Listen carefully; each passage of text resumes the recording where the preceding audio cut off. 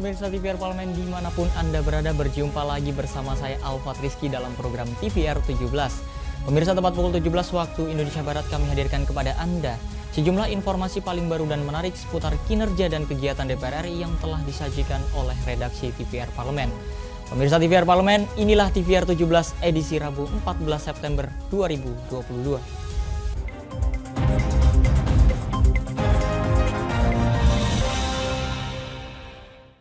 Pemirsa, Komisi 5 DPR RI meminta pemerintah melakukan upaya konkret dalam mengurangi kecelakaan di perlintasan rel sebidang kereta api yang kerap terjadi.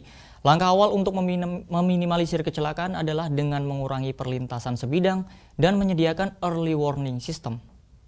Komisi 5 DPR RI meminta pemerintah melakukan upaya konkret dalam mengurangi kecelakaan di perlintasan rel sebidang kereta api yang kerap terjadi. Salah satunya dengan merevisi Undang-Undang Nomor 23 Tahun 2007 tentang Perkeretaapian, karena undang-undang tersebut dianggap lemah dalam mengatur perlintasan sebidang kereta api. Anggota Komisi 5 DPR RI Sudewo meminta Kementerian Perhubungan sebagai leading sektor untuk memberikan beban tanggung jawab kepada pemerintah provinsi dan pemerintah kabupaten maupun kota dalam membenahi perlintasan sebidang kereta api.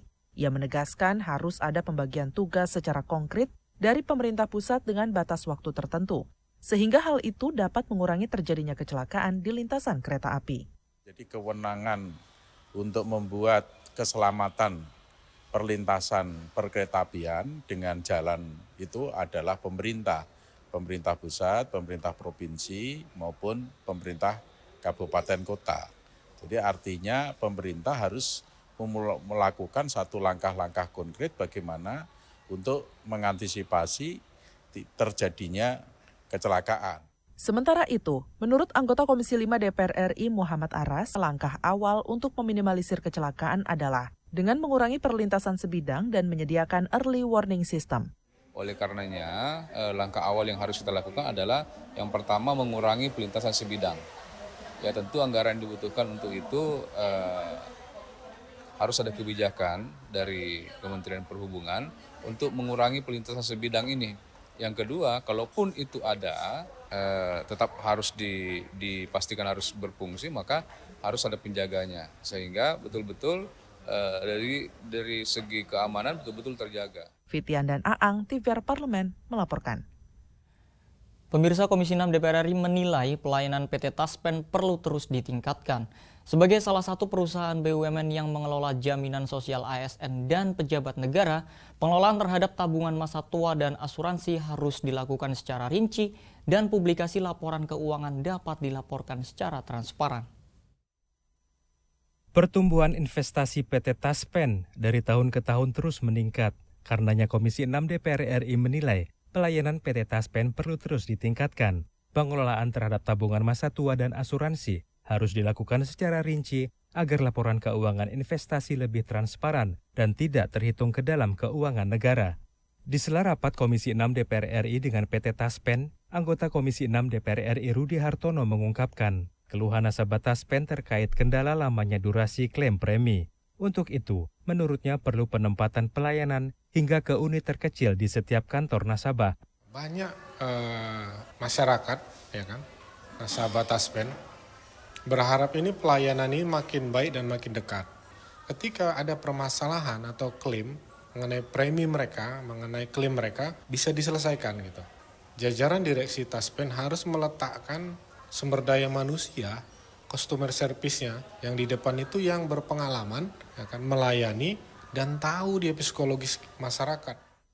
Anggota Komisi 6 DPR RI Nusron menambahkan, PT Taspen wajib menunjukkan posisi keuangan, aset, hingga kerugian perusahaan secara terpisah dari keuangan negara, agar laporan yang diaudit BPK tidak dianggap sebagai korupsi dan berdampak buruk terhadap pengelolaan keuangannya. Saya berharap PT Taspen ini harus dikelola secara governance, secara baik, secara memastikan ada return dan keuntungan yang bagus. Karena apa? Karena memang jangan sampai ketika jatuh tempo harus dibayar, Taspen mengalami krisis likuiditas seperti Jiwasraya Life dan sebagainya, yang itu tentunya akan membahayakan dan mengurangi masa depan daripada anggota. Bani, TVR Parlemen melaporkan. Kita beralih ke informasi selanjutnya pemirsa. Badan Legislasi DPR RI mendorong pengaturan dan pengendalian rancangan undang-undang minuman beralkohol atau MINOL dengan mengedepankan asas pemufakatan. Perlu adanya ketentuan pengecualian penggunaan alkohol seperti halnya dalam upacara keagamaan dan upacara adat istiadat.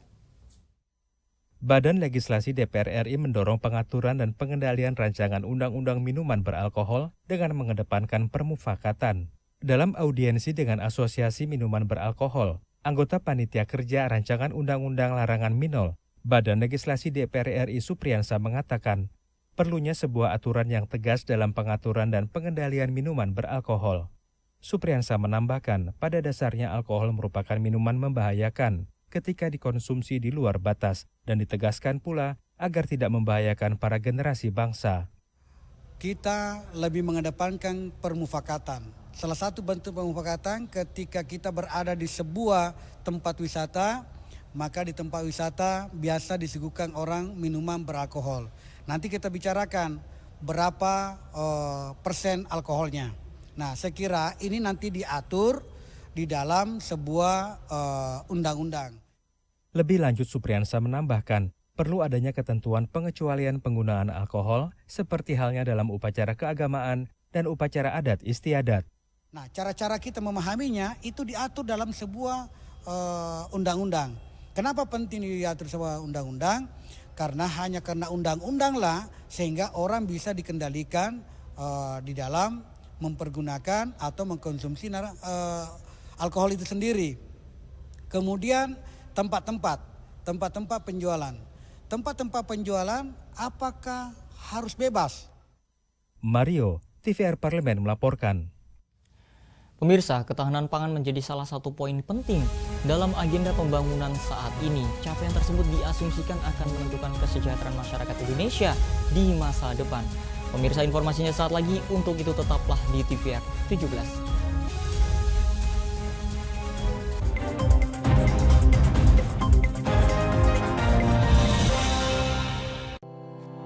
Tugas dan fungsi DPR RI sangat penting bagi negeri ini sebagai pengemban amanat rakyat. Namun tidak banyak yang tahu apa saja fungsi dan tugas dari DPR. DPR mempunyai 3 fungsi pokok, yaitu legislasi, anggaran, dan pengawasan. Ketiga fungsi tersebut harus dilaksanakan dalam kerangka fungsi representasi yang mengedepankan kepentingan rakyat berdasarkan aspirasi masyarakat dan untuk kesejahteraan rakyat. Dari fungsi legislasi, DPR RI mempunyai tugas dan wewenang untuk menyusun dan menetapkan program legislasi nasional bersama dengan pemerintah, menyusun dan membahas rancangan undang-undang, menerima rancangan undang-undang dari DPD, membahas rancangan undang-undang yang diusulkan oleh Presiden ataupun DPD, menetapkan undang-undang bersama dengan Presiden, menyetujui atau tidak menyetujui peraturan pemerintah pengganti undang-undang yang diajukan Presiden untuk ditetapkan menjadi undang-undang. Sementara, fungsi anggaran membahas dan memberikan persetujuan atau tidak memberikan persetujuan terhadap rancangan undang-undang tentang APBN yang diajukan Presiden, memperhatikan pertimbangan DPD atas rancangan undang-undang tentang APBN dan rancangan undang-undang terkait pajak, pendidikan, dan agama, menindaklanjuti hasil pemeriksaan atas pengelolaan dan tanggung jawab keuangan negara yang disampaikan oleh BPK, memberikan persetujuan terhadap pemindahantanganan aset negara maupun terhadap perjanjian yang berdampak luas bagi kehidupan rakyat yang terkait dengan beban keuangan negara. Dan fungsi pengawasan, melakukan pengawasan terhadap pelaksanaan undang-undang, APBN, dan kebijakan pemerintah, membahas dan menindaklanjuti hasil pengawasan yang disampaikan oleh DPD terkait pelaksanaan undang-undang mengenai otonomi daerah, pembentukan, pemekaran, dan penggabungan daerah, pengelolaan sumber daya alam dan sumber daya ekonomi lainnya, pelaksanaan APBN, pajak, pendidikan, dan agama. Terima kasih. Video ini dipersembahkan oleh TV dan Radio Parlemen, Biro Pemerintahan Parlemen, Sekretariat Jenderal, dan Badan Keahlian DPR RI.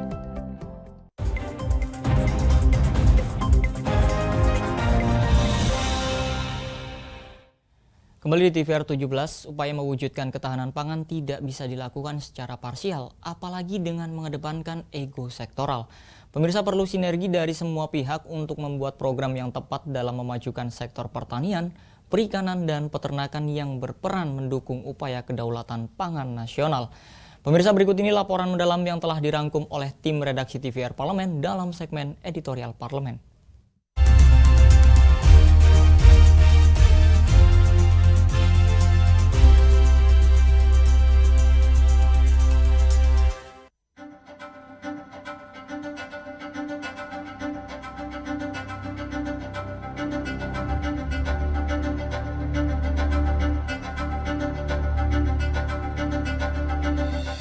Komisi 4 DPR RI mengkritisi persoalan food estate yang belum memberikan hasil maksimal untuk penguatan lumbung pangan nasional. Untuk itu, Komisi 4 meminta pemerintah mengkaji ulang tata kelola dan perencanaan food estate. Ditemui di Gedung Nusantara 2 DPR RI, anggota Komisi 4 DPR RI Suhardi Duka menilai perencanaan dan tata kelola food estate sebagai lumbung pangan nasional belum dikaji secara matang sehingga mengalami kegagalan. Untuk itu, ia meminta pemerintah mengkaji ulang perencanaan food estate dari hulu hingga hilir, baik pada aspek sumber daya manusia hingga mekanisme tanam. Nah, yang food estate ini kita buka lahan ratusan ribu hektar, tapi tidak ada yang mengelola. Nah, bahkan tenaga kerjanya didatangkan dari berbagai daerah, dan itu digaji dan lain sebagainya. Terus sudah itu proyek hilang, sudah hilang itu program. Dengan demikian ya akan terjadi mangkrak seperti itu. Jadi sekali lagi kami katakan kaji ulang dulu food estate ini karena sudah triliunan yang masuk.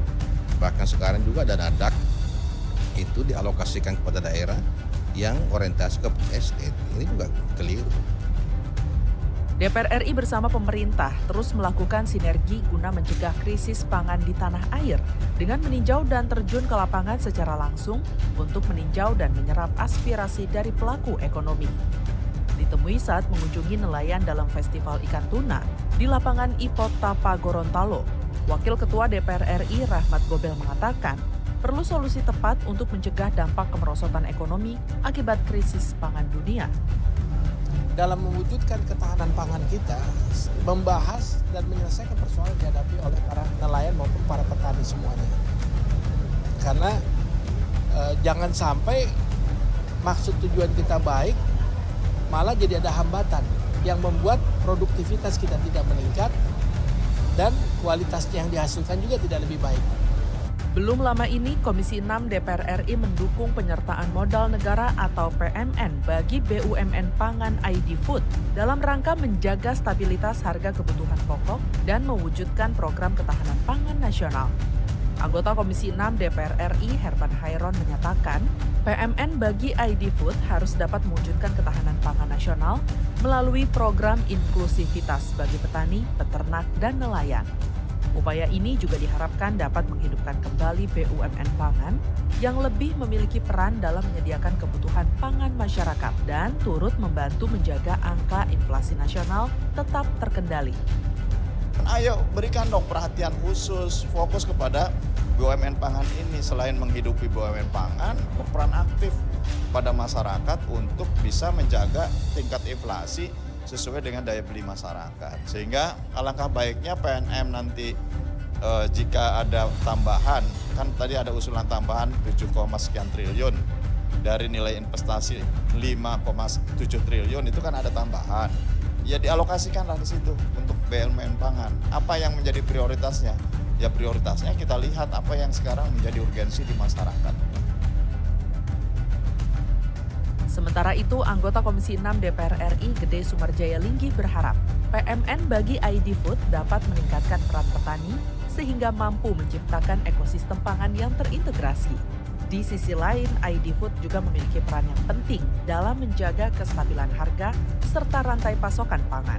PMN ini sebenarnya diperlukan sekali oleh ID Food karena di situ ada tentang bagaimana nanti mengatur perdagangan kita terhadap pangan, kemudian bagaimana menumbuh kembangkan daripada hasil-hasil panen kita, tapi harus dibarengi juga dengan memberikan bantuan, memberikan pemberdayaan di lain sektor, terutamanya di sektor pertanian guna meningkatkan ketahanan pangan kita. Upaya mewujudkan ketahanan pangan tidak bisa dilakukan secara parsial atau sendiri-sendiri, apalagi dengan mengedepankan ego sektoral. Perlu sinergi dari semua pihak, baik DPR, pemerintah, dan BUMN sektor pangan untuk membuat program yang tepat dalam memajukan sektor pertanian, perikanan, dan peternakan yang berperan mendukung upaya kedaulatan pangan nasional. Tim Liputan TVR Parlemen melaporkan.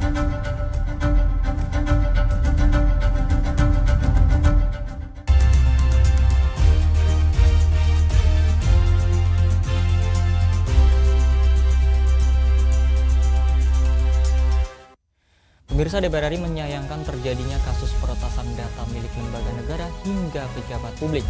Hal ini menandakan keamanan data cyber milik negara masih sangat lemah. Pemirsa, informasinya saat lagi. Untuk itu jangan kemana-mana, tetaplah di TVR 17.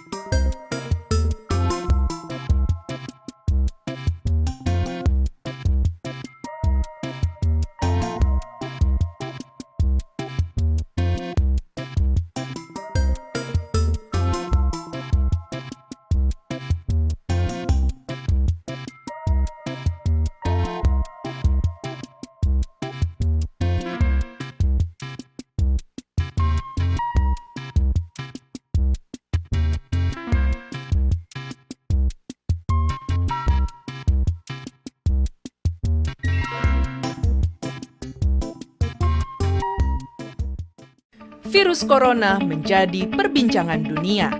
Beberapa negara sudah terjangkit. Ribuan orang di Indonesia terkena virus ini. Kita perlu antisipasi dengan melakukan hal berikut. Cuci tangan dengan sabun dan antiseptik. Gunakan masker atau penutup mulut saat bersin dan batuk. Masak telur dan daging hingga matang. Hindari kontak dengan hewan. Tidak saling berjabat tangan. Tidak berinteraksi dengan penderita. Jika memiliki demam tinggi, batuk, pilek, gangguan pernafasan, sakit tenggorokan, dan letih lesu, segera periksakan ke dokter. Waspada virus corona, cegah penyakit sejak dini. Dipersembahkan oleh TVR Parlemen, Biro Pemberitaan Parlemen, Sekjen dan DK DPR RI.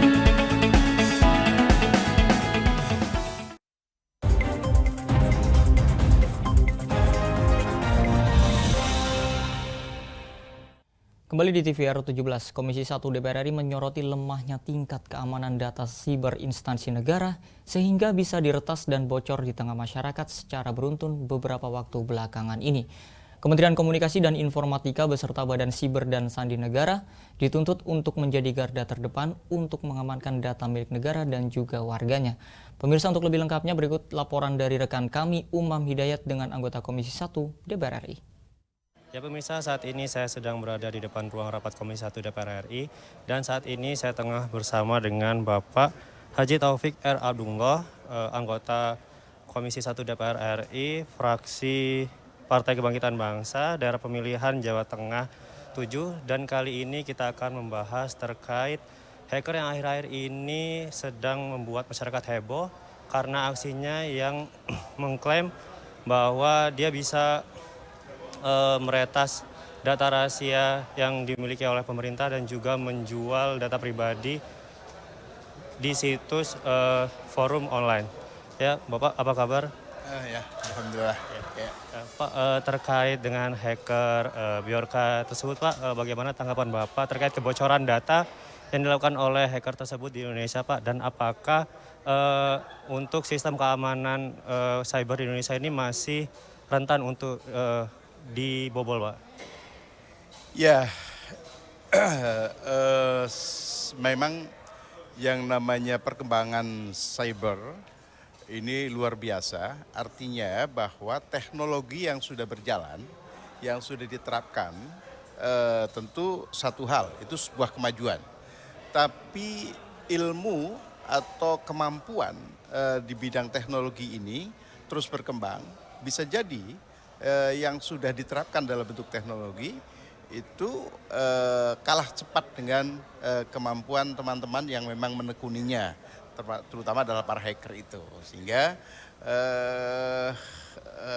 memang sangat rentan ya terhadap yang namanya pembobolan. Karena itu maka kita mesti harus terus berbenah dan melakukan upaya-upaya pengamanan terhadap teknologi siber kita ya.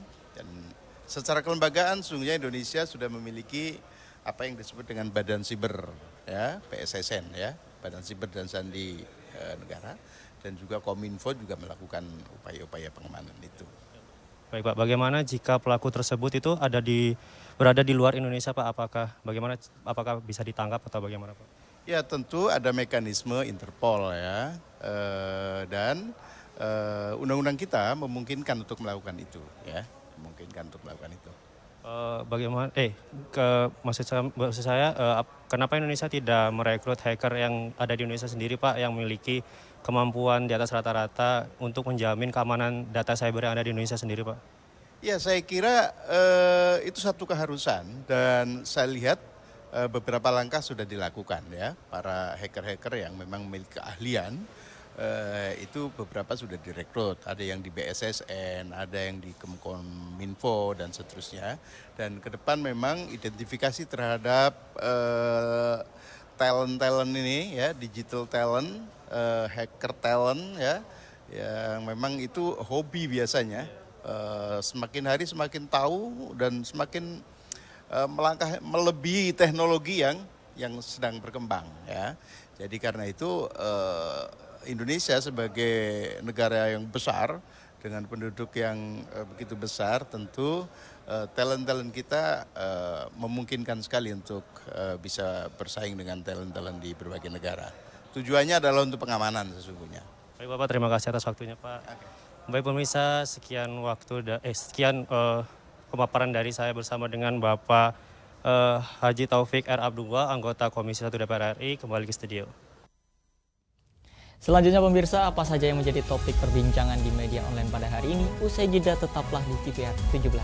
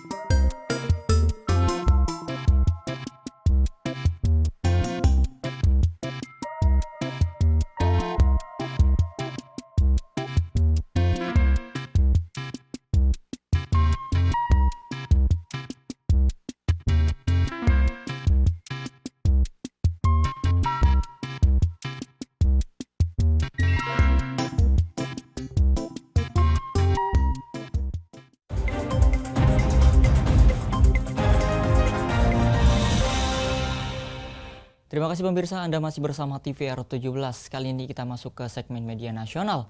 Mari kita simak apa saja yang disoroti media nasional tentang isu-isu terkini serta tanggapan dari sejumlah anggota Dewan. Bersama rekan kami Elisa Purba. Silakan Elisa.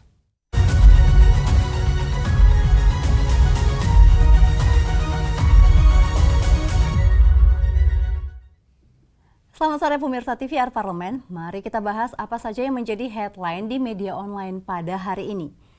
Yang pertama ada dari Komisi 10 DPR RI tegaskan tidak menyetujui penghapusan tunjangan profesi guru. Pemirsa, mari kita lihat ada beberapa media online yang menyoroti terkait hal ini.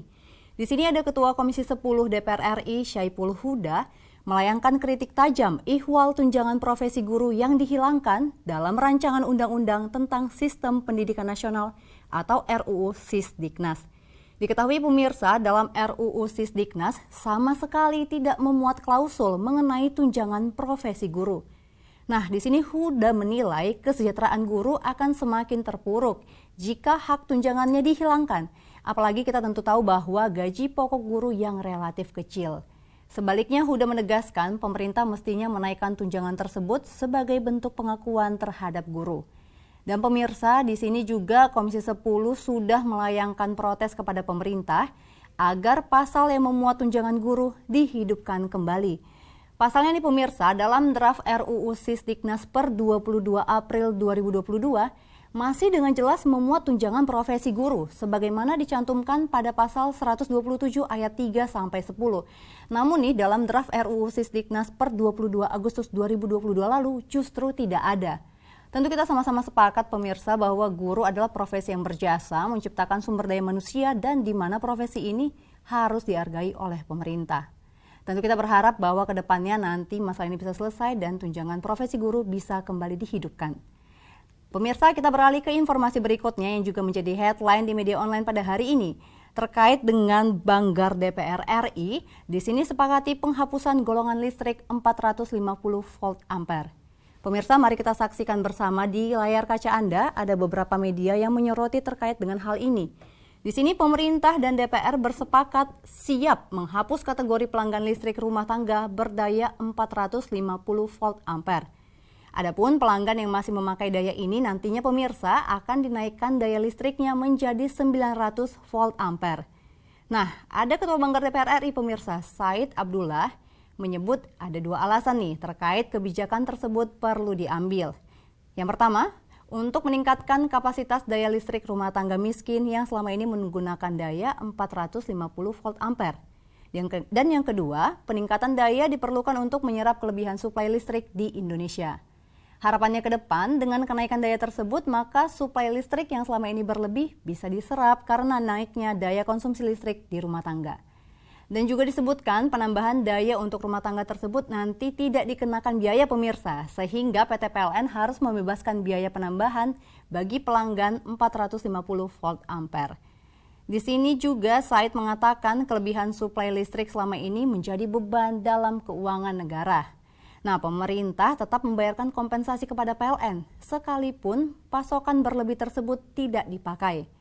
Said menyebut pemerintah menanggung biaya 3 triliun rupiah untuk setiap 1 gigawatt oversupply listrik. Dan pemirsa diinfokan bahwa saat ini ada sekitar 6 gigawatt oversupply atau pasokan yang tidak terpakai. Jadi kalau kita hitung-hitung ini pemirsa, kompensasi yang dibayar negara ada sebesar 18 triliun rupiah. Apalagi pasokan listrik pada tahun-tahun mendatang bisa meningkat tentunya seiring dengan kemunculan energi baru dan terbarukan. Dan pemirsa, itu tadi headline dari media online pada hari ini mengenai Komisi 10 yang tidak setuju perihal penghapusan tunjangan profesi guru. Juga pemerintah dan Banggar yang sepakat penghapusan golongan listrik 450 volt ampere. Dan kembali ke rekan Alfat.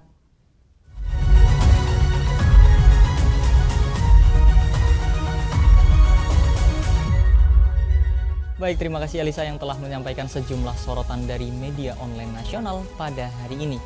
Pemirsa TVR Parlemen, segmen media online tadi sekaligus menutup program TVR 17 edisi sore hari ini. Jangan lupa kembali kami ingatkan virus COVID-19 masih ada.